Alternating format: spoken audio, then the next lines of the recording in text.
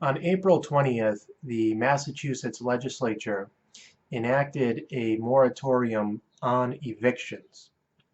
And the moratorium is going to be in place for either 120 days or for 45 days after the state of emergency is over.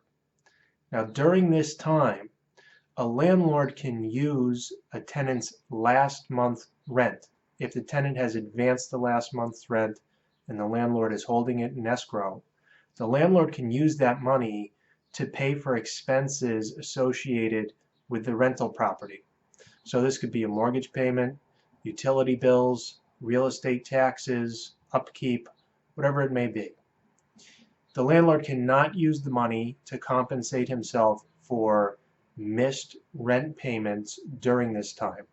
So if a tenant misses a rent payment, the landlord cannot take the last month's rent, which is held in escrow, as compensation for the missed rent payment. And also the landlord needs to send a notice to the tenant.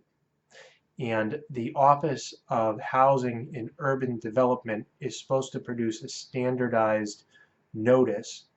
And essentially, it tells the tenant what the landlord is doing, that the landlord is taking the funds, and that the last month's rent payment still must be considered as paid, and that the tenant is entitled to the full amount of interest that the tenant would have received if the money had not been used.